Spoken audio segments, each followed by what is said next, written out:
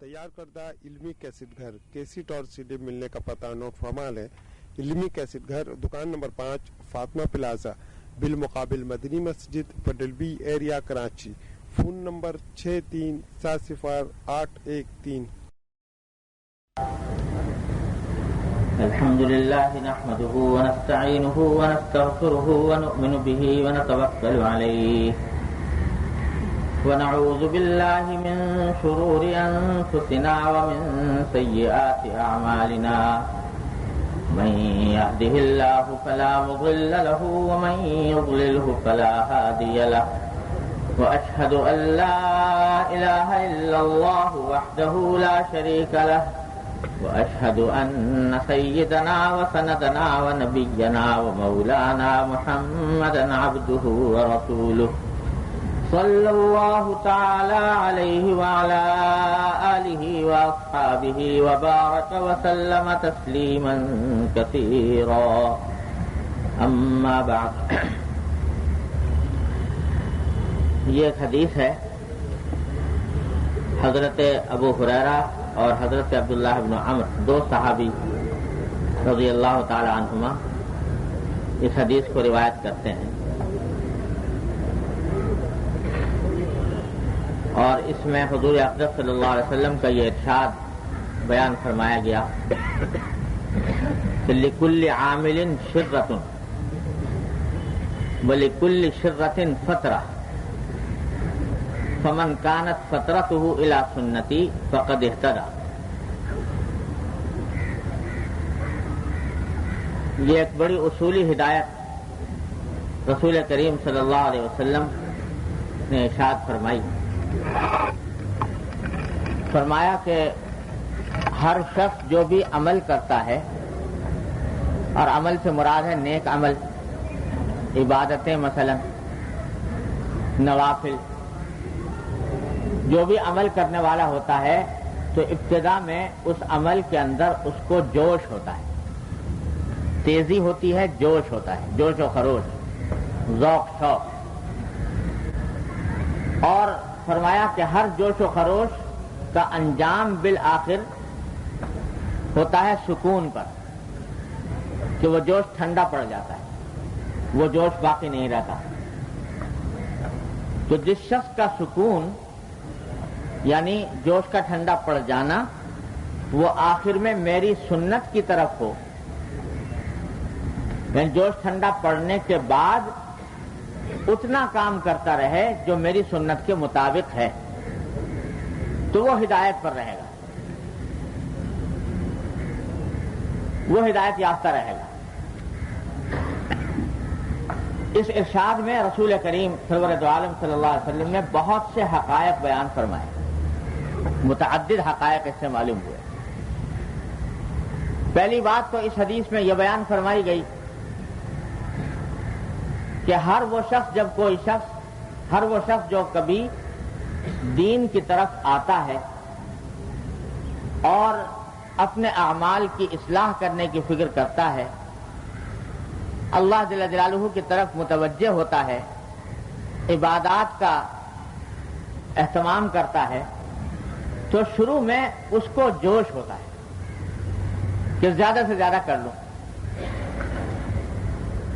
اور اس جوش و خروش کے عالم میں وہ کام کرتا ہے تو اس میں اس کو ایک لذت بھی محسوس ہوتی ہے، مزہ بھی آتا ہے، دل لگتا ہے، خوشی محسوس ہوتی ہے، ایک کیف آتا ہے، سرور ملتا ہے، یہ کیفیات بھی اس کے اوپر طاری ہوتی ہیں۔ لیکن جیسے دنیا کے ہر جوش کا قاعدہ ہے کہ ہر جوش ابتدا میں ہوتا ہے پھر ٹھنڈا پڑ جاتا ہے، اسی طرح بسا اوقات یہ جوش و خروش جو عبادات کی طرف ہوا، نوافل کی طرف ہوا، یہ بھی کسی وقت بعض اوقات ٹھنڈا پڑنے لگتا ہے، یعنی اب وہ ذوق و شوق جیسے پہلے تھا وہ باقی نہیں رہا، جو لطف پہلے آیا کرتا تھا وہ اب نہیں آ رہا، جو سرور پہلے محسوس ہوتا تھا اب محسوس نہیں ہو رہا۔ تو فرما دیا کہ اس سے گھبرانے کی بات نہیں، اس سے پریشان ہونے کی کوئی وجہ نہیں، یہ جو ذوق شوق میں بظاہر کمی معلوم ہوئی یا لطف آنے میں کمی معلوم ہوئی، اس سے گھبرانا نہیں چاہیے، اس واسطے کہ یہ انسان کی طبیعت کا مقتضا ہے۔ ایک طبیعی بات، کبھی جوش آ رہا ہے، کبھی نہیں آ رہا، کبھی کیفیت ہو رہی، کبھی نہیں ہو رہی۔ دیکھو جو لوگ پہلی بار حضور بیت اللہ شریف میں حاضر ہوتے ہیں، ساری زندگی میں پہلی بار حاضری ہوئی، تو اس وقت جو جوش و خروش ہوگا، اس وقت دل کی جو کیفیت ہوگی، اس وقت جو لطف آئے گا، اس وقت جو گریہ طاری ہوگا، اس وقت اللہ تعالیٰ کی طرف جو رجوع کی کیفیت ہوگی، وہ بڑی عظیم ہے۔ پھر گئے تو شاید اتنی نہ ہو، پھر گئے شاید اتنی نہ رہے، بار بار جانے آنے سے وہ اس جوش و خروش میں جو پہلے دن تھا فرق آ گیا۔ اب بعض اوقات آدمی سوچنے لگتا ہے کہ بھئی وہ وقت جو تھا جس میں یہ کیفیات میرے اوپر طاری ہو رہی تھی، ذوق و شوق تھا، دنیا و مافیہ سے بے خبر تھا، اللہ تعالیٰ کی طرف رجوع تھا اور لطف تھا اور سرور تھا اور کیف تھا، اب وہ بات رہی نہیں، تو شاید میں کہیں اللہ تعالیٰ کے ہاں قبولیت کے مقام سے گر گیا، پریشان ہو جاتا ہے۔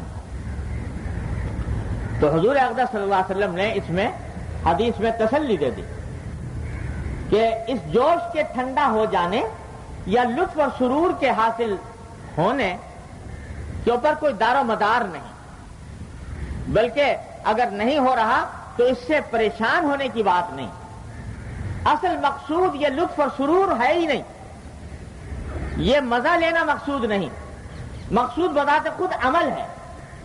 عمل کی توفیق جب اللہ تعالیٰ عطا فرما رہے ہیں تو بس شکر ادا کرو اللہ تبارک و تعالیٰ کا، چاہے وہ پہلی جیسی کیفیت نہ رہے، اور یہ تو ہوتا ہی رہتا ہے۔ اسی واسطے حضرت ابو ہریرہ رضی اللہ تعالیٰ عنہ، یہی جو اس حدیث کے راوی ہیں، حضور اقدس صلی اللہ علیہ وسلم کے بڑے چہیتے قسم کے صحابی تھے، یعنی ابو ہریرہ کی کنیت بھی حضور اقدس صلی اللہ علیہ وسلم نے رکھی تھی، بلی پالی ہوئی تھی چھوٹی سی، تو اس واسطے حضور اقدس صلی اللہ علیہ وسلم نے ان کا نام ابو ہریرہ رکھ دیا تھا، جس کے معنی ہے بلی والا۔ تو یہ محبت اور پیار کا لفظ تھا جو حضور اقدس صلی اللہ علیہ وسلم نے ان کے لیے رکھ دیا تھا، بڑے چہیتے صحابی تھے رسول اللہ صلی اللہ علیہ وسلم، اور ہوئے تو مسلمان سن 7 ہجری میں، یعنی حضور اقدس صلی اللہ علیہ وسلم کی وفات سے تقریباً 3.5-4 سال پہلے، اور صرف 3.5-4 سال کی مدت ان کو ملی ہے رسول اللہ صلی اللہ علیہ وسلم کی صحبت میں، لیکن اس مدت کے اندر انہوں نے 5364 احادیث روایت کی ہیں، تنہا انہوں نے۔ وجہ اس کی یہ ہے کہ جو مدت ملی تو بس آ کے پڑھ رہے تھے در پر، صبح شام لگے لپٹے حضور اقدس صلی اللہ علیہ وسلم کے ساتھ، آپ جو کام بھی کر رہے ہیں اس کو دیکھ رہے ہیں، آپ نے یہ کام کیسے کیا، یہ کام کیسے کیا، کس طرح آپ اٹھے، کس طرح آپ چلے، کس طرح لوگوں سے بات چیت کی، کیا آپ نے خطبہ دیا، کیا آپ نے ارشاد فرمایا، بس دن رات اسی کام میں لگے رہتے۔ تو چونکہ اپنی زندگی کا مقصد بنایا ہوا تھا رسول کریم سرور دو عالم صلی اللہ علیہ وسلم کی سنت کو، اس واسطے ہر وقت لگے لپٹے رہتے تھے رسول اللہ صلی اللہ علیہ وسلم کے ساتھ، چمٹے رہتے تھے۔ تو ایک مرتبہ حضور اقدس صلی اللہ علیہ وسلم نے ان سے ارشاد فرمایا کہ زرنی غبن تزدد حبا، کہ بھائی یہ تم ہر وقت میرے ساتھ لگے رہتے ہو، ایسا نہ کرو، ایک دن چھوڑ کر مجھ سے ملا کرو تاکہ تمہاری محبت میں اور اضافہ ہو۔ ابو ہریرہ رضی اللہ تعالیٰ جیسے صحابی سے فرما رہے ہیں کہ اگر ہر وقت لگے لپٹے رہو گے تو شاید محبت اتنی باقی نہ رہے جتنی تھوڑے تھوڑے وقفے سے ملنے میں ہو سکتی ہے۔ یہ انسان کی نفسیات ہے، انسان کی طبیعت ہے۔ حضور اقدس صلی اللہ علیہ وسلم کی زیارت سے زیادہ بڑی عبادت اس دور میں تصور نہیں ہو سکتی، لیکن آپ نے فرمایا کہ تھوڑا سا وقفہ دے کر مجھ سے ملو، وقفہ دے کر میری زیارت کرو تاکہ تمہاری محبت میں مزید اضافہ ہو۔ تو یہ انسان کی طبیعت ہے کہ کسی وقت جوش و خروش ہے، کسی وقت نہیں ہے، کسی وقت کوئی سرور و کیف کی کیفیت محسوس ہو رہی ہے، کسی وقت نہیں ہو رہی۔ یہ سب اللہ تبارک و تعالیٰ کی طرف سے ہے، انسان کے اختیار سے باہر ہے۔ اگر کسی وقت میں نماز کے اندر مزہ آ رہا ہے، لذت محسوس ہو رہی ہے، خضوع خشوع کے ساتھ آدمی نماز پڑھ رہا ہے اور اس کے اندر کیا سرور حاصل ہو رہا ہے، یہ اللہ کی نعمت ہے۔ لیکن اگر کسی وقت وہ کیف سرور جاتا رہے، پڑھ رہا ہے نماز لیکن اس طرح کا مزہ نہیں آ رہا جیسا کہ پہلے آیا تھا کسی وقت، تو اس کی وجہ سے بعض لوگ مایوس ہونے لگتے ہیں کہ بھئی میں تو اصلاح کے قابل ہی نہیں رہا اور میری حالت جو ہے وہ خراب ہو گئی اور وہ حالت باقی نہ رہی جو پہلے تھی، اس سے گھبرانا شروع کر دیتے ہیں۔ تو ان کی تسلی کے لیے رسول کریم صلی اللہ علیہ وسلم نے یہ ارشاد فرمایا کہ کیفیات مقصود نہیں، ارے نماز اس لیے تھوڑی پڑھی جا رہی ہے کہ اس میں مزہ آئے گا، نماز مزے کے لیے اللہ تعالیٰ نے رکھی ہی نہیں، نماز تو اپنی بندگی کے لیے رکھی ہے، اللہ تبارک و تعالیٰ کی عبادت کے لیے رکھی ہے کہ دل چاہے یا نہ چاہے، چاہے دل پر شاخ گزر رہا ہو، دل پر قیامت گزر رہی ہو، مگر آدمی اللہ تعالیٰ کے حکم کی وجہ سے نماز پڑھنے کھڑا ہو گیا، بس اللہ تعالیٰ کو تو یہ چاہیے۔ اب تمہیں اس میں سرور آیا کہ نہیں آیا، لطف آیا کہ نہیں آیا، اس سے اللہ تبارک و تعالیٰ کے یہاں انشاءاللہ قبولیت میں کوئی فرق نہیں آتا، بلکہ جس شخص کو نماز میں بڑا سرور آ رہا ہے، بڑا سرور آ رہا ہے اور لطف آ رہا ہے، تو وہاں ذرا سا شبہ یہ ہو سکتا ہے کہ یہ آدمی جو نماز پڑھ رہا ہے یہ سرور کو حاصل کرنے کے لیے پڑھ رہا ہے، اس مزے کو حاصل کرنے کے لیے پڑھ رہا ہے، اور جس کو سرور نہیں اس کے اوپر شاخ گزر رہی ہے لیکن پڑھ رہا ہے، لگا ہوا ہے، تو وہ اللہ تبارک و تعالیٰ کے ہاں شاید اللہ تبارک و تعالیٰ کے ہاں زیادہ قبولیت کا درجہ حاصل کر جائے کہ باوجود اس کے کہ اس کا دل نہیں چاہ رہا تھا، باوجود اس کے کہ اس کا دل نہیں لگ رہا تھا، لیکن میرے حکم کے آگے سر جھکا کر یہ حاضر ہو گیا۔ میرے حضرت والا حضرت ڈاکٹر صاحب صلی اللہ تعالیٰ سے اللہ تعالیٰ ان کے درجات بلند فرمائے، ایک مرتبہ فرمانے لگے کہ دیکھو میں تمہارے سامنے دو آدمیوں کا ذکر کرتا ہوں، بتاؤ کس کے عمل میں روحانیت زیادہ ہے، روحانیت کس کے عمل میں زیادہ ہے، دو آدمیوں کا ذکر کرتا ہوں۔ کہتے ہیں ایک آدمی ہے جو ریٹائرڈ لائف گزار رہا ہے، اپنی زندگی کی سارا کام کرا کے فارغ ہو گیا، فارغ البال ہے، خوشحال ہے، کھانے کو پیسے میسر ہیں، اولاد برسر روزگار ہے، کوئی پریشانی نہیں، کوئی تکلیف نہیں، اور ریٹائرڈ زندگی ہے، کوئی مشغلہ بھی نہیں۔ اس ریٹائرڈ زندگی میں اس کا معمول یہ ہے کہ ادھر اس نے اذان کی آواز سنی، بلکہ اذان سے بھی پہلے وہ گھر سے نکل گیا وضو کر کے، اور اذان کی آواز سنتے ہی گھر سے نکلا، جا کر مسجد میں پہنچا، تحیۃ الوضو پڑھی، تحیۃ المسجد پڑھی، سنتیں پڑھی، صف اول میں بیٹھا اور بیٹھ کر انتظار کرتا رہا نماز کا۔ جب نماز کا وقت آیا تو بڑے خضوع خشوع سے نماز پڑھی، اور اس میں اس خضوع خشوع کی نماز میں اس کو چونکہ اور کوئی دھندا نہیں، لہذا خیالات کی بھی کوئی بھرمار نہیں، خیالات بھی کچھ زیادہ نہیں آ رہے، پورا دل لگا کے نماز پڑھ رہا ہے بڑے سرور کے ساتھ، اور نماز پڑھ کے اس نے اس کے حساب سے پھر سنتیں پڑھی، پھر نفلیں پڑھی اور دعائیں مانگی اللہ تبارک و تعالیٰ سے، اور پھر نکل کے اپنے گھر گیا،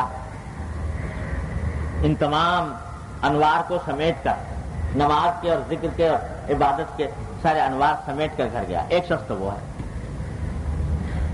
ایک دوسرا شخص ہے جو بیوی بچے والا ہے اور اس کو پیٹ پالنے کے لیے روزی کمانے کی ضرورت ہے، ٹھیلا لگایا ہوا ہے اس نے، اور اس ٹھیلے کے اوپر وہ آوازیں لگا لگا کر سامان بیچتا ہے اور بیچ رہا ہے کھڑا ہوا۔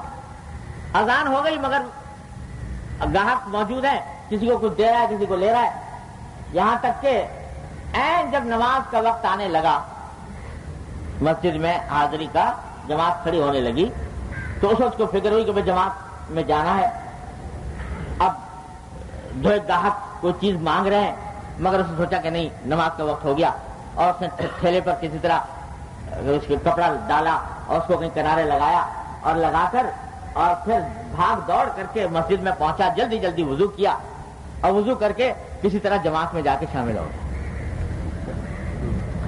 تو ٹھیلا چھوڑ کر آیا ہے, دماغ کبھی ٹھیلے کی طرف جاتا ہے, کبھی کھڑے ہوئے گاہک کی طرف جاتا ہے, کبھی وہ اس کے جو ضروریات ہیں ان کی طرف جاتا ہے, لیکن آ کے کھڑا ہو گیا اللہ اکبر کر کے, اور کھڑا ہو کر اس نے امام کے ساتھ رکعتیں پڑھی اور اس کے بعد سنتیں پڑھی, اور سنتیں پڑھ کے اگر نفلوں کا موقع ہے تو پڑھی, نہیں تو نفل بھی چھوڑ دی, اور سنتیں پڑھ کے اور چلا گیا, جلدی سے جا کر پھر ٹھیلا لے کے کھڑا ہو گیا.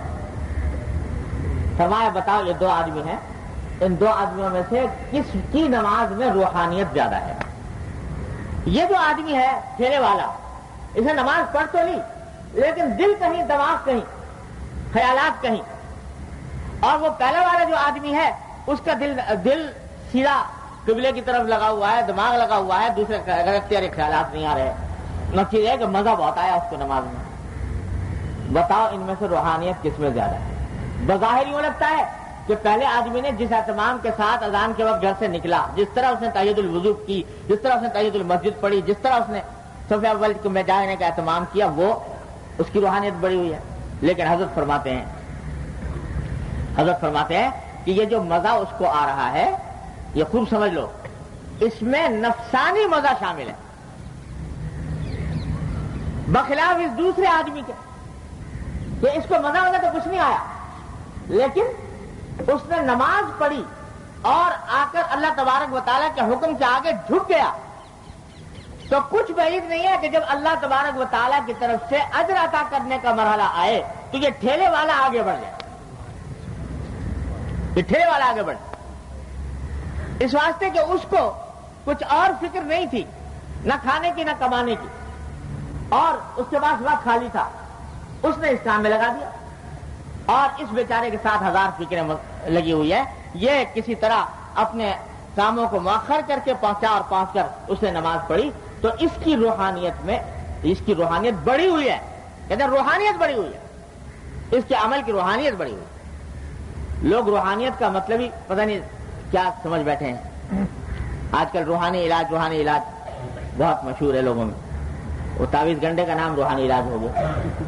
تو روحانیت حقیقت میں فرمایا کہ یہ ہے کہ آدمی, ساری روحانیت کا خلاصہ یہ ہے کہ جس وقت اللہ جل جلالہ اور اللہ کے رسول صلی اللہ علیہ وسلم کی طرف سے کوئی مطالبہ آ جائے, اس مطالبے کو آدمی پورا کرے, چاہے زبردستی کرنی پڑے, چاہے دل لگا کر کرے, چاہے بے دلی سے کرے, لیکن مطالبہ پورا کر دے, بس یہ ہے روحانیت. خوب سمجھ لو, جب مطالبہ پورا کر دیا, عمل کر لیا, تو یہ روحانیت کا کام تم کر گزرے. الحمدللہ, اللہ کا شکر ادا کرو. مزہ آیا نہیں آیا تو یہ اس سے کوئی بحث نہیں, آ گیا اللہ کی عطا ہے, شکر ادا کرو اس پر بھی. وہ اللہ تعالیٰ کی نعمت ہے کہ تم کو عبادت بھی کرا دی تمہیں, اور عبادت کو تمہارے لیے لذت بھی کا سبب بھی بنا دیا. یہ ان کی عطا ہے. لیکن اگر لذت ساری عمر نہ آئے عبادت میں, تو یاد رکھو عبادت میں حبہ برابر نقص نہیں آتا, حبہ برابر نقص نہیں آتا. اگر عبادت سنت کے مطابق ادا ہو رہی ہے, محمد رسول اللہ صلی اللہ علیہ وسلم کے طریقے کے مطابق ادا ہو رہی ہے, مزہ نہیں آ رہا, تو کچھ ایک حبہ نقص واقع نہیں ہوتا, ایک حبہ کمی نہیں آتی اس میں. اللہ تبارک و تعالیٰ کیا مقبول ہے اگر سنت کے مطابق ہے. یہ کیفیات جو ہے نا, یہ سب آنی جانی چیز ہے, کبھی آ رہی ہیں کبھی جا رہی ہیں, ان کی فکر میں پڑنا ہی نہیں. لوگوں نے آج نام رکھ لیا روحانیت اور تصوف اور طریق, نام رکھ لیا ان کیفیات کا, کہ صاحب فلاں شخص کے مجلس میں جاؤ تو وہاں تو دل اچھلتا ہے, اور وہاں سے دل میں سے اللہ اللہ کی آواز آتی ہے, یا فلاں کے مجلس میں جاؤ تو جناب وہاں بیٹھ کر بیت اللہ شریف کی زیارت ہو جاتی ہے. تو یہ ساری باتیں جو ہیں ان کا روحانیت سے یاد رکھو کوئی تعلق نہیں. یہ کشف قسم کے جو معاملات ہیں, یہ اگر بزرگوں کو ہو سکتے ہیں تو اللہ بچائے فاسق فاجر لوگوں کو بھی ہو جاتے ہیں, بدعات میں مبتلا لوگوں کو بھی ہو جاتے ہیں, یہاں تک کہ کافروں کو بھی ہو جاتے ہیں. اس کے اوپر کوئی دار و مدار فضیلت کا نہیں. دار و مدار فضیلت کا جو کچھ ہے وہ محمد رسول اللہ صلی اللہ علیہ وسلم کی سنت. اس سنت کی طرف کی فکر کرو کہ وہ سنت پوری ہو رہی ہے کہ نہیں ہو رہی. یہ کیفیات، یہ مزہ مقصود نہیں.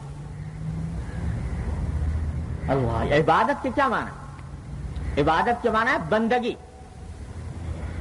اللہ کا بندہ بننا. بندہ کس کو کہتے ہیں؟ غلام. اور غلام کا کام کیا ہوتا ہے کہ جو آقا کہے وہ کرے، چاہے وہ کام سخت معلوم ہو یا ہلکا معلوم ہو، اس کام میں مزہ آئے کہ نہ آئے، وہ کام کرنا ہے. تو اس لیے مزہ تو عبادت کے معنی میں داخل ہی نہیں. اللہ میں نے عبادت کو مزے کے لیے نہیں بنایا، مزے کے لیے اور چیزیں بنائی ہیں. ہمارے حضرت حکیم علماء قدس اللہ تعالیٰ سرہ سے لوگ آ کے کہا کرتے تھے کہ حضرت ہمیں نماز میں مزہ ہی نہیں آتا. تو حضرت مختلف جواب دیا کرتے تھے. بعض مرتبہ فرمایا بھائی مزہ تو کھانے پینے کی چیزوں میں آتا ہے، عبادت جو ہے یہ کوئی کھانے پینے کی چیز تو ہے نہیں کہ اس میں تمہیں پلاؤ اور بریانی کا مزہ آئے گا.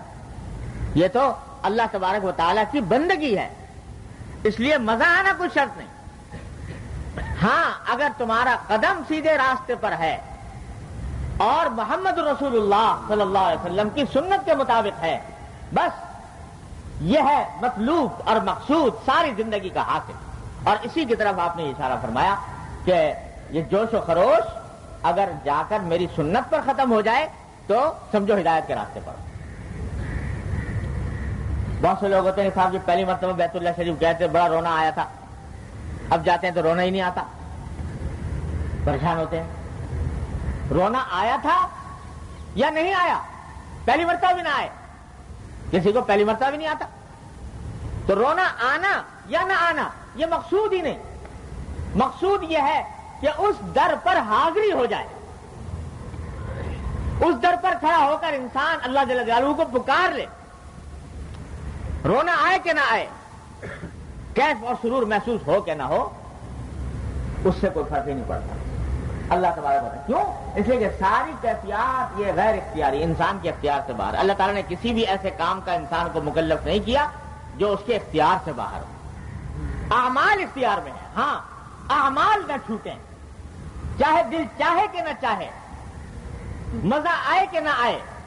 جو اعمال صالحہ اعمال خیر کے ہیں وہ کیے جائے انسان، بس انشاءاللہ کامیاب ہے. اللہ تبارک و تعالیٰ کیا انشاءاللہ کامیاب ہے. اب یہ کہنا کہ صاحب یہ پتہ چل جائے کہ لوگ اس کو سمجھتے ہیں کہ کمال یہ ہے کہ جب آدمی کرتے کرتے اس درجہ پہنچ جائے کہ استغراق ہونے لگے، کسی اور کا خیال ہی نہ آئے اور آدمی دنیا اور مافیا سے بے خبر ہو جائے. جیسے بزرگوں کے حالات میں پڑھتے ہیں بعض اوقات کہ وہ نماز پڑھتے تھے تو اس طرح پڑھتے تھے. تو بھائی اگر اللہ تبارک و تعالیٰ یہ عطا فرما دیں ان کی نعمت، شکر ادا کرو اس کو. لیکن اگر نہیں تو اس کی وجہ سے عمل مت چھوڑو اور عمل کو ناقص اور بیکار مت سمجھو. وہ عمل اللہ تبارک و تعالیٰ کی عبادت کا عمل ہے، ان کی توفیق سے ہوا ہے، اس کی ناقدری مت کرو، اس کا شکر ادا کرو. اللہ تبارک و تعالیٰ کی نعمت. دیکھو حضرت حنظلہ رضی اللہ تعالیٰ عنہ مشہور صحابی ہیں. وہ حضور اقدس صلی اللہ علیہ وسلم کی خدمت میں ایک دن بڑے پریشان حالت میں پہنچے اور تقریباً چیختے ہوئے کہ یا رسول اللہ نافق حنظلہ، یا رسول اللہ حنظلہ تو منافق ہو گیا. انہیں اپنے بارے میں کہا حنظلہ منافق ہو گیا، حنظلہ منافق ہو گیا. اپنے بارے میں فرما رہے ہیں کہ میں منافق ہو گیا. حضور اقدس صلی اللہ علیہ وسلم نے پوچھا گیا کیوں، کیسے ہو گئے؟ تو انہوں نے فرمایا کہ یا رسول اللہ منافق اس لیے ہو گیا کہ جب تک آپ کی مجلس میں بیٹھے رہتے ہیں تو ہمیں ایسا لگتا ہے جیسے جنت اور جہنم کو آنکھوں سے دیکھ رہے ہیں. جنت آنکھوں سے نظر آتی ہے، جہنم آنکھوں سے نظر آتی ہے. یعنی آخرت کا استحضار ہمارے دل میں قوی ہوتا ہے، آخرت کا دھیان رہتا ہے اور آخرت کا شوق پیدا ہوتا ہے، فکر آخرت پیدا ہوتی ہے اور دنیا کی بے رغبتی ہوتی ہے، آخرت کی طرف رغبت بڑھتی ہے. لیکن جب ہم گھر جاتے ہیں، بیوی بچوں سے ملتے ہیں تو وہ کیفیت باقی نہیں رہتی آخرت کے استحضار کی. تو اس کا مطلب یہ ہوا کہ ہمارا ظاہر کچھ ہے اور باطن کچھ ہے. اور اسی کو نفاق کہتے ہیں کہ ایک آدمی کا ظاہر کچھ اور باطن کچھ اور. یہ اس لیے مجھے اندیشہ ہے کہ میں منافق ہوں. حضور اقدس صلی اللہ علیہ وسلم نے جواب دیا, تسلی دی, فرمایا کہ نہیں, یہ نفاق وقت کچھ نہیں ہے. فرمایا یا حنظلہ ساعتاً فساعہ, اے حنظلہ یہ وقت وقت کی بات ہے. کوئی وقت ایسا ہوتا ہے جس میں انسان کو استحضار اور استغراق ہو گیا, اور کوئی وقت ایسا ہے جس میں استحضار نہ رہا. اس سے کوئی فرق نہیں پڑتا. بس یہ دیکھو کہ راستہ سیدھا ہے کہ نہیں, عمل سیدھا ہے کہ نہیں, سنت کے مطابق ہے کہ نہیں, برصراط مستقیم ہے کرے کسے گمراہ نہیں. جو صراط مستقیم پر جا رہا ہے تو وہ کبھی گمراہ نہیں, چاہے جا رہا ہے مزے مزے میں, مزے لے کر جا رہا ہے, چاہے روتے ہوئے جا رہا ہے, چاہے ہنستے ہوئے جا رہا ہے, چاہے تھک تھک کے جا رہا ہے, لیکن جا رہا ہے صراط مستقیم پر. تو برصراط مستقیم ہے کسے گمراہ نہیں. تو فرمایا یہ جو حدیث ہے اس کا پہلا سبق تو یہ ملا کہ کیفیات کے پیچھے پڑنا نہیں چاہیے. مل جائے نعمت, نہ ملے پریشانی کی کوئی بات نہیں, لیکن عمل کی فکر کرنی چاہیے کہ عمل درست ہو اور سنت کے مطابق کیفیات کے بجائے. یہ بڑا زبردست علم ہے. اللہ تبارک و تعالیٰ اپنی رحمت سے اس کی حقیقت ہم سب کو سمجھنے کی توفیق عطا فرمائے. دن رات اس میں لوگ مبتلا رہتے ہیں, پریشان رہتے ہیں, اور پریشانی کی وجہ سے عمل میں فرق آ جاتا ہے. بابا کا کہ جب یہ مل نہیں رہا, کیونکہ مخصوص بنا لیا کیفیات کو, اور وہ کیفیات حاصل نہیں ہو رہی, تو بعض اوقات شیطان اس کے نتیجے میں عمل چھڑوا دیتا ہے, چھڑوا دیتا ہے. اللہ, ایک بزرگ کا واقعہ حضرت مولانا رومی رحمۃ اللہ نے لکھا ہے مثنوی میں کہ ایک مرتبہ ایک بزرگ تھے, تہجد پڑھا کرتے تھے ہمیشہ, ساری عمر ہو گئی تھی پڑھتے تھے. ایک مرتبہ تہجد کے لیے جو اٹھے تو آسمان سے آواز آئی گویا اللہ جل جلالہ کی طرف کہ تیرا نہ وضو قبول ہے, نہ تیری نماز قبول ہے, نہ تیری تہجد قبول ہے. صاف صاف اعلان نہ تیرا وضو قبول, نہ تیری نماز قبول, نہ تیرا تہجد قبول, کوئی عبادت, یہ عبادت قبول. سن لی آواز, پھر بھی وضو کیا, اور وضو کر کے پھر کھڑے ہو نماز سے. پھر آواز آئی تو پھر بھی نہیں چھوڑا, عمل کرتے رہے, تہجد پڑھتے رہے. تو کسی نے کہا کہ جب آپ کو صاف صاف کہہ دیا گیا کہ یہ نماز آپ کی قبول نہیں, نہ وضو قبول, نہ نماز قبول, نہ تہجد قبول, تو آپ کیوں خامخواہ اپنا وقت ضائع کر رہے ہیں, اور کیوں اپنے آپ کے اوپر مشقت اٹھا رہے ہیں؟ تو جواب میں فرمایا کہ بات یہ ہے کہ انہوں نے وہاں سے تو اگرچہ یہ کہہ دیا گیا, لیکن اگر کوئی اور در ہو تو وہاں جاؤں, اگر کوئی اور دروازہ ہو تو اس کو کھٹکھٹاؤں جا کے. میرے پاس تو ایک ہی در ہے, وہ قبول کریں تو وہیں جانا ہے, نہ قبول کریں تو وہیں جانا ہے. قبول ہو کہ نہ ہو پھر بھی ایک نعمت ہے, وہ سجدہ جس کو کرے آستان سے نسبت, جس سجدے کو اس آستانے کے ساتھ نسبت ہو گئی. تو اب اور کوئی آستانہ ہو تو بتا دو, وہاں چلا جاؤ. وہ تو ہے نہیں کوئی اور آستانہ, لہذا وہ قبول کریں یا رد کریں, مجھے جانا تو وہیں ہے, اسی جگہ پر. بس یہ جواب یہ سننا چاہتے تھے اللہ تعالیٰ کہ میرا یہی امتحان تھا کہ آیا اس کے بعد عمل کو چھوڑ دیتا ہے یا قائم رہتا ہے. تیار کردہ علمی کیسٹ گھر کیسٹ اور سی ڈی ملنے کا پتہ نوٹ فرما لیں. علمی کیسٹ گھر, دکان نمبر 5, فاطمہ پلازا, بالمقابل مدنی مسجد, Patel B area, Karachi. Phone number 63708113.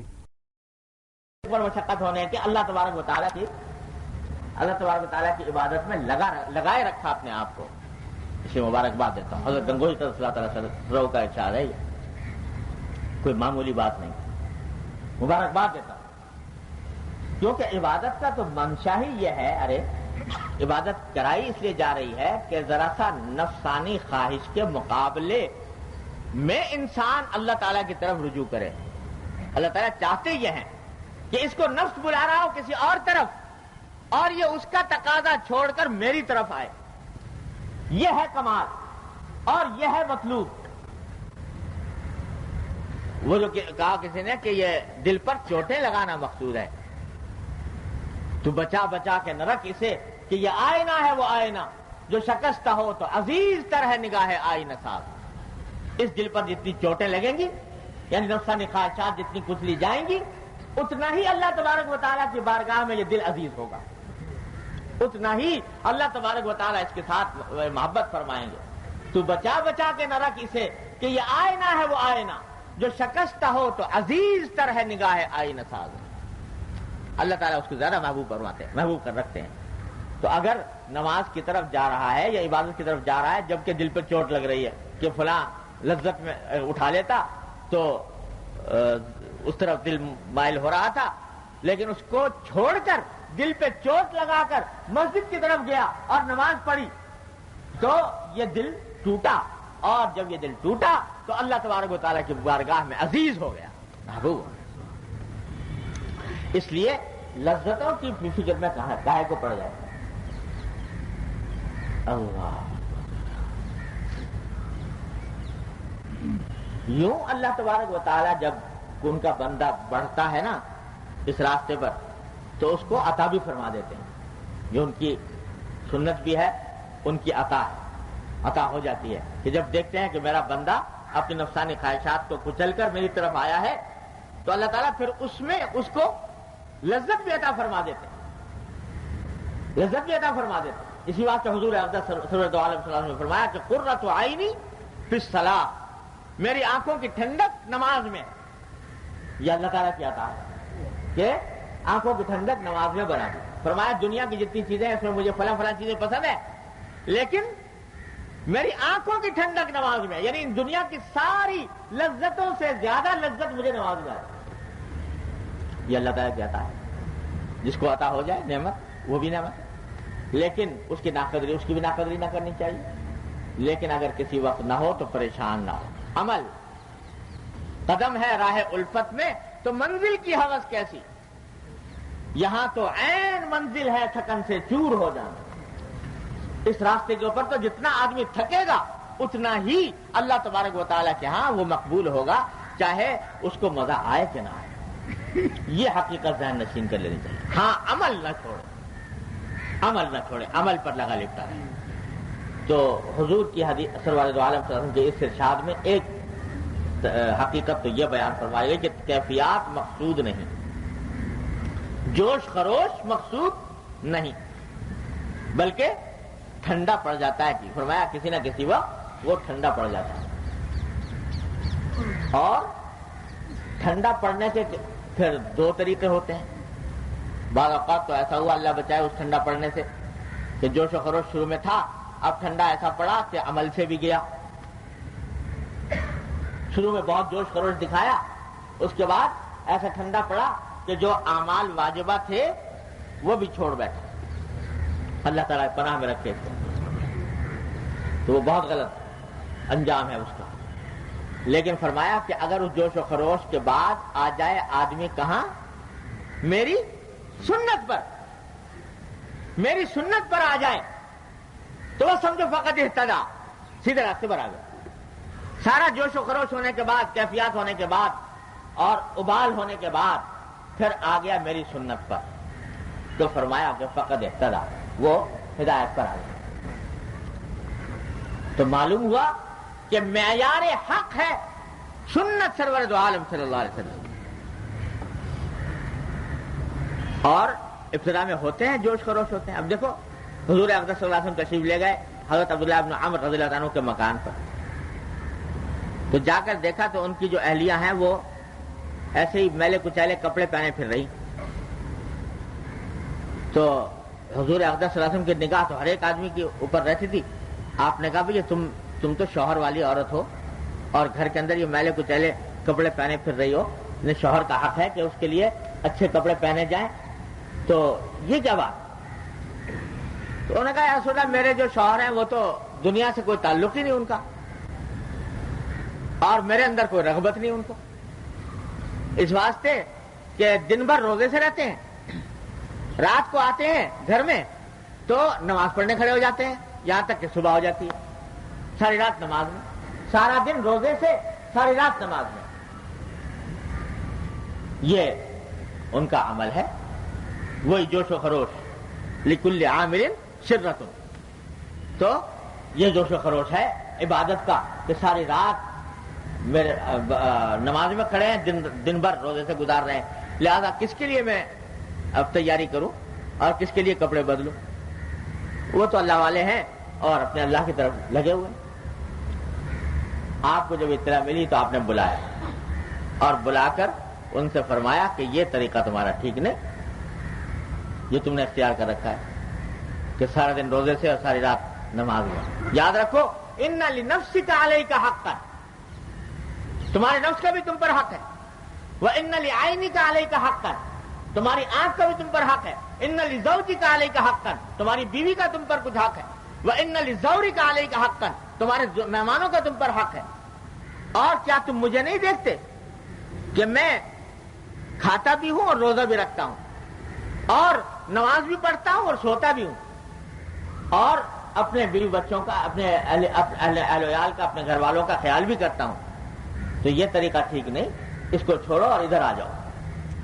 تو لکل عامل شرۃ ولکل شرۃ فترۃ فمن كانت فترته الى سنتی فقد اهتدى. یہ ہے کہ وہ جوش و خروش لوٹ کر آ گیا کہاں؟ محمد رسول اللہ صلی اللہ علیہ وسلم کی سنت پر، کہ آپ سنت کے طریقے پر آ جاؤ کہ کھاؤ بھی اور روزہ بھی رکھو، نماز بھی پڑھو اور سو بھی، اور اپنے گھر والوں سے معاملات بھی کرو. یہ ہے میری سنت. تو جب اس پر آ جاؤ گے تو ہدایت کے راستے پر آ جاؤ. معلوم ہوا کہ اس سے زیادہ جو تھا وہ اعتدال کا راستہ، ہدایت کا راستہ نہیں تھا، باوجود ہے کہ زیادہ عبادت کا راستہ تھا، مگر اعتدال کا اور سنت کا راستہ نہیں تھا. سنت کا راستہ یہ ہے. حضرات صوفیاء کرام کیا ایک اصطلاح ہوتی ہے، جب آدمی اس طریق میں آگے بڑھتا ہے تو شروع میں وہی جوش خروش بہت ہوتا ہے اور اس جوش خروش کے عالم میں عبادتیں بھی بہت کرتا ہے اور دنیا سے ایک کٹا ہوا جیسا لگتا ہے وغیرہ وغیرہ، عجیب عجیب کیفیات طاری ہوتی ہے. اس کو کہتے ہیں صوفیاء کرام عروج، اس کو کہتے ہیں عروج. اس کے بعد پھر رفتہ رفتہ وہی جوش و خروش میں ذرا سکون پیدا ہوتا ہے. سکون پیدا ہونے کے بعد وہ جوش و خروش نہیں رہتا، وہ استغراق نہیں رہتا، وہ تو اس کے بعد پھر وہ آتا ہے اعتدال کے اوپر، وہی سنت والا اعتدال اس پر آتا ہے. اس کو کہتے ہیں نزول. اور نزول جو ہے یہ سارے صوفیاء کرام اس پر متفق ہیں کہ نزول کی حالت اعلیٰ اور اولیٰ ہے بنسبت عروج کے. عروج کے مقابلے میں نزول کی حالت اعلیٰ اولیٰ ہے. کیوں؟ اس واسطے کہ وہ مطابق ہے نبی کریم سرور دو عالم صلی اللہ علیہ وسلم کی سنت، وہ مطابق ہے. تو اس واسطے وہ اعلیٰ اور اعلیٰ ہے. یہ نہ سمجھو کہ جو آدمی زیادہ وہ کر رہا ہے تو ہمیشہ وہ اعلیٰ اور اولیٰ ہوگا.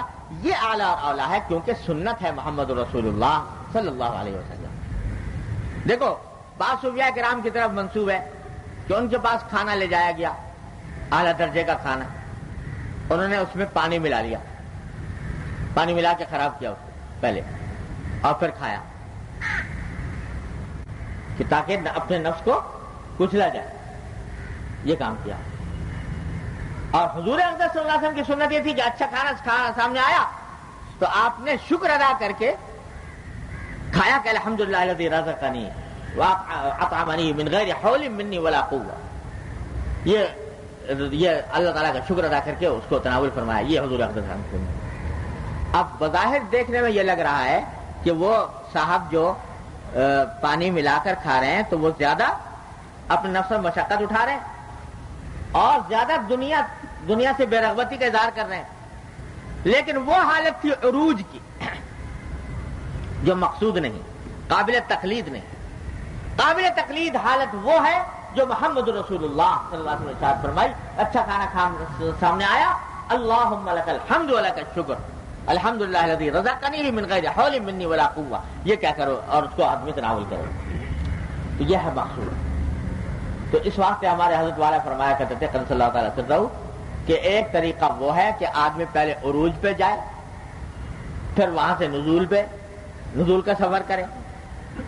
تو کہاں تمہارے بس میں ہے کہ پہلے عروج حاصل کرو پھر نزول حاصل کرو؟ ارے سیدھی بات یہ ہے کہ ابھی سے صرف یہ دیکھو کہ ہر معاملے میں سنت رسول اللہ صلی اللہ علیہ وسلم کی کیا ہے، اس کو سامنے رکھو، اس پر عمل کرو. تو پہلے ہی دن سیدھا راستہ ہے. اور یہ کیفیات، یہ احوال، یہ مواجید، یہ کشف، یہ کرامات، یہ کچھ نہیں اس سنت کے آگے جو محمد رسول اللہ صلی اللہ علیہ وسلم کے راستے پر چلنے میں. ہمارے حضرات نے جو یہ کتاب تصنیف فرمائی اسوہ رسول اکرم صلی اللہ علیہ وسلم، وہ در حقیقت اس لیے کہ بھائی سیدھا سادہ راستہ اعلیٰ سے اعلیٰ مقام حاصل کرنے کا. اس کائنات میں کوئی اعلیٰ سے اعلیٰ مقام حاصل نہیں ہو سکتا بجز اتباع سنت. اور اتباع سنت سے جو کچھ حاصل ہو سکتا ہے اس سے اعلیٰ کوئی اور مقام کسی اور طریقے سے حاصل نہیں ہو سکتا. ہمارے دوارا حضرت مجدد صاحب رحمۃ اللہ علیہ کا ایک مقولہ نقل فرمایا کرتے تھے، وہ سنا کر بات ختم کرتا ہوں. حضرت مجدد صاحب فرماتے ہیں کہ میں نے علوم ظاہرہ حاصل کرنے کے بعد ساری دیکھے کہ یہ فقہاء، یہ صوفیاء کرام جو ہیں، یہ ان کے کیا طریقے ہیں، ان کا علم حاصل کیا. 4 سلسلے ہیں، نقشبندیہ، قادریہ، سہروردیہ، چشتیہ. ہر ایک کے پاس گیا، وہ کیا کرتے ہیں، ان کے پاس کیا طریقے ہیں، ان کے پاس کیا اذکار اشغال ہیں، یہ بھی حاصل کیے، وہ بھی حاصل کیے، یہ بھی کیا، وہ بھی کیا. جتنے صوفیاء کرام کے طریقے سے سارے کیے. اس کے نتیجے میں اللہ تبارک و تعالیٰ نے مجھے جو مقام عطا فرمایا وہ ایسا ہے کہ اگر میں زبان سے کہہ دوں تو علماء کہیں کہ کافر ہو گیا اور صوفیہ کہیں کہ زندیق ہو گیا. لیکن میں کیا بتاؤں کہ اللہ نے مجھے واقعتاً دیا، اور خود محمد رسول اللہ صلی اللہ علیہ وسلم نے مجھے اپنے دست مبارک سے خلعت پہنایا. یہ فرماتے ہیں مجدد صاحب. اور پھر میں اس سے اور آگے پہنچا اور ذل کے مقام پر پہنچا اور اصل کے مقام پر پہنچا. خدا جانے وہی جانے کیا مقامات تھے، ان سب پر پہنچا. یہ سارے مقامات اللہ تبارک و تعالیٰ نے مجھے اپنے فضل و کرم سے عطا فرمائے. اس کا شکر ہے کہ عطا فرمائے.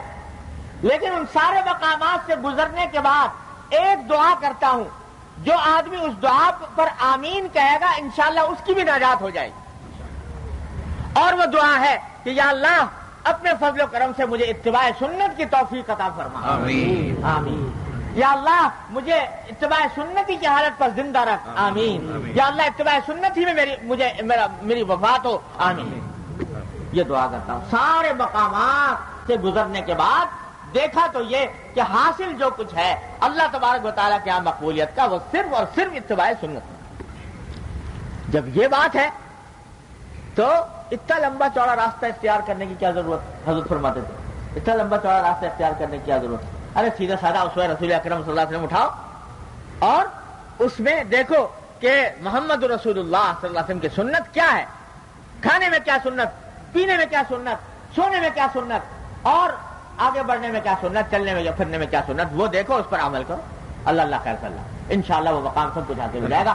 جو کچھ حاصل ہونا ہوگا انشاءاللہ اسی اتباع سنت کی وجہ سے. اللہ تبارک و تعالیٰ مجھے بھی آپ کو بھی سب کو اتباع سنت کی توفیق عطا فرمائے. اللهم صل على سيدنا محمد وعلى ال محمد كما صليت على ابراهيم وعلى ال ابراهيم انك حميد مجيد. ربنا ظلمنا انفسنا وان لم تغفر لنا وترحمنا لنكونن من الخاسرين. ربنا آتنا في الدنيا حسنة وفي الآخرة حسنة وقنا عذاب النار.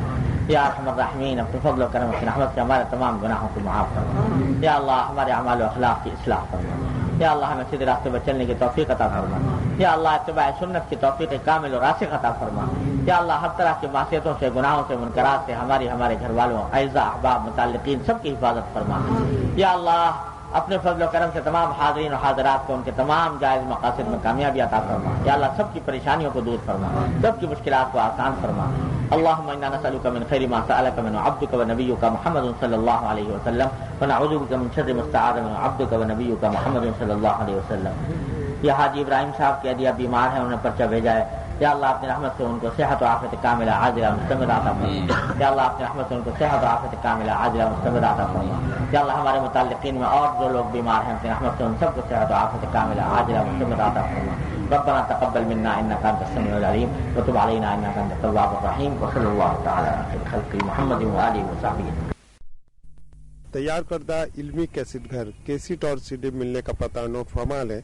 इल्मी कैसेट घर दुकान number 5 Fatima plaza bill मुकाबिल Madani मस्जिद पडलबी एरिया कराची। Phone number 63708113